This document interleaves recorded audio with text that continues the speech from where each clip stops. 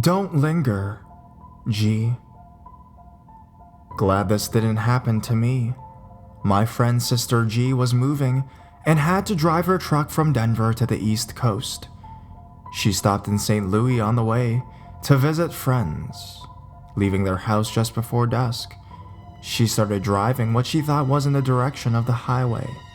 The sky was getting darker, the street lights were fewer and farther between, and she suddenly realized that she was lost. She was in an industrial area now and getting creeped by the fact that no one was really around. Railroad tracks ran behind the rows of empty buildings. Since this was before GPS and decent cell phones, internet existed but was relatively new. She decided to pull over into a parking lot and check her actual map. G pulls into an empty parking lot, stops, switches on her interior dome light, and no sooner had she done this than a young African-American woman appeared at the passenger side window out of nowhere. She said, "You need to get out of here. You're not safe." G went from creep to seriously nope immediately. She stammered and, thanks, and floored it way over to the other side of the parking lot and stopped again to look at the map. Immediately, the young woman was there again at the passenger side window. She said again, "You need to get out of here, you're not safe." G tore it out the parking lot and eventually made it safely to the highway, thank goodness. Two things that especially weirded me out. One, she had 2 dogs in her truck, not afraid to bark at strangers, and neither of them registered that there was anyone outside of it at any point. It was like there was no one there.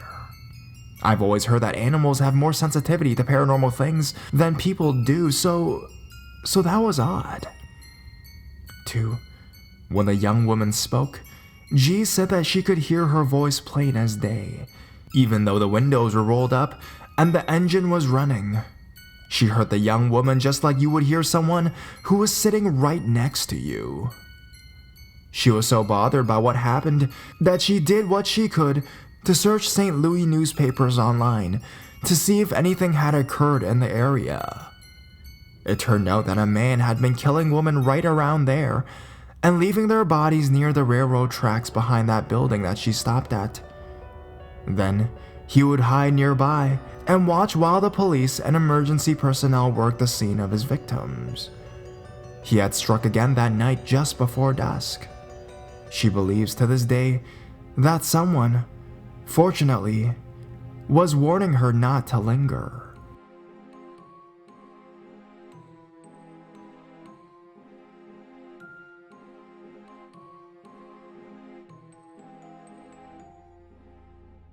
The parking lot ghost. People generally relate ghosts and incidents of haunting with old spooky houses, castles, palaces, etc. But the incident, which I am about to relate, actually happened in my office, where I worked for around 6 years. I used to work for an organization near Mumbai in India, which catered to clients based out of UK and US. The office was operational 24/7 because of the different geographical locations which our clients were based off of. The office was not actually in Mumbai city, but in Navi Mumbai, which is outside Mumbai and is therefore not as crowded as Mumbai.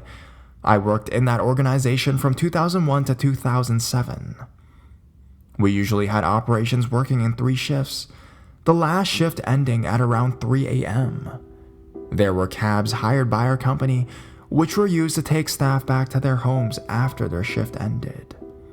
I was working in the late night shift one day, and being in the technology team, my work extended beyond 3:30 a.m.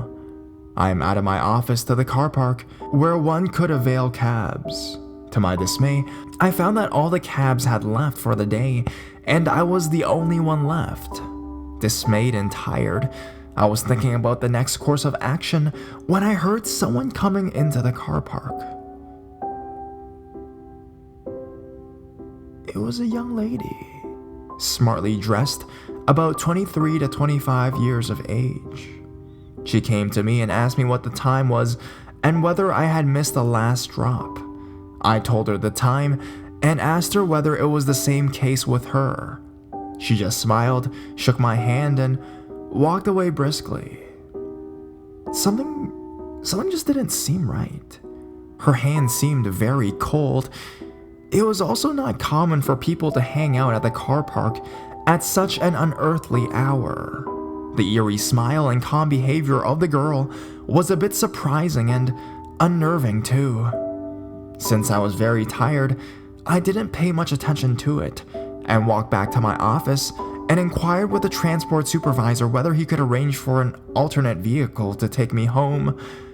He quickly checked the status and told me that a vehicle from the office would be available in 15 minutes and asked me to wait in the lobby in the meanwhile. I casually told him that I had met a lady who I thought had probably missed her usual drop and was also stranded like me. Perhaps it would be also worthwhile checking whether she needed any help. The transport supervisor suddenly froze in his tracks. Hurley told me that there was no one left in the office and that no lady had approached him. I was surprised by the sudden change in his attitude, but was too tired to think about it. On my way back, I inquired with the driver about the sudden change in the behavior of the supervisor when I told him about the lady. Imagine my fright when the driver told me that the lady whom I had met was not human, but a spirit who regularly made appearances at the car park. Many of the drivers had unknowingly encountered the spirit late at night, after around 3 a.m. The appearance of the lady described to me by the driver exactly matched mine. He further informed me that a couple years earlier, there was a lady who was molested and had died in that parking lot. Perhaps it might have been her spirit, though he wasn't exactly sure. At this point of time, the entire sequence of events began to run through my mind, sending a shiver down my spine. I could only think about her eerie smile and the icy cold hand now, though I had not bothered much about it earlier. Though shaken, I quickly regained my composure and sat uneasily through the journey back home, which seemed to take ages. After this experience, I made sure I was never alone in the parking lot ever again. But at the same time, I really felt pity for the poor lady who suffered such a violent fate.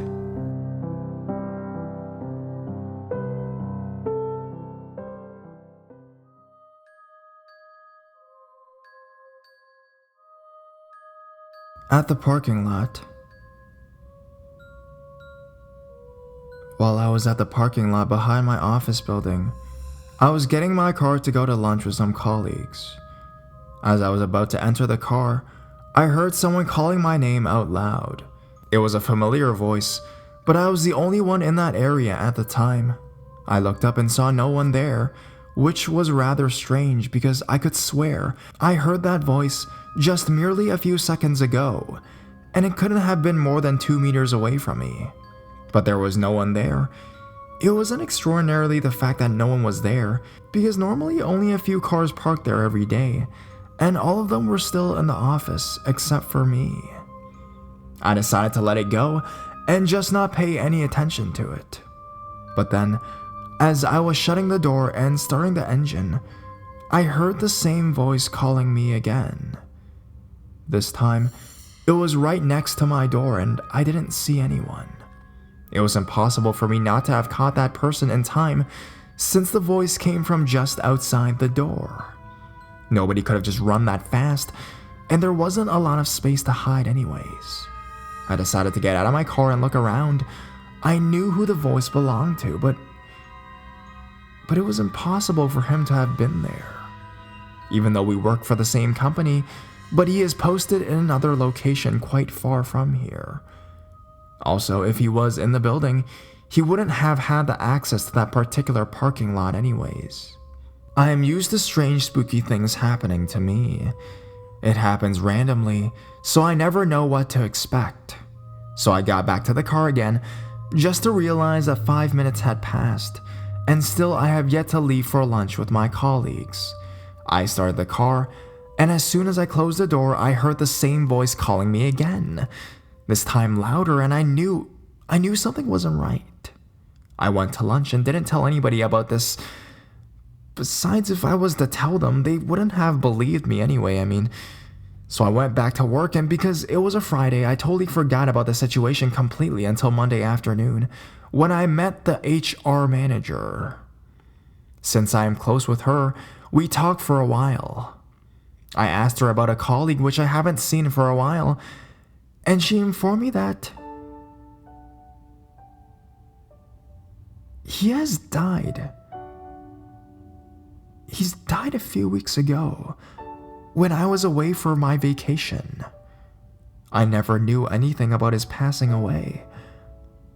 I was mostly shocked and didn't say anything to her until the next day.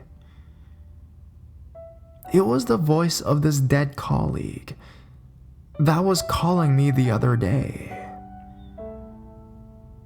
I don't get scared by these things anymore, because it keeps on reoccurring in my life. But the sad part about my deceased colleague is that he was just recently married and died from a car accident only 10 days after marriage.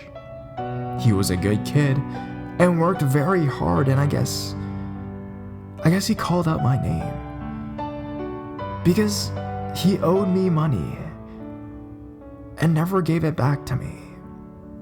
It wasn't a big deal and I never thought much about it, but I guess it was important for him. He has tried to give it back to me, but I was never free to wait for it. I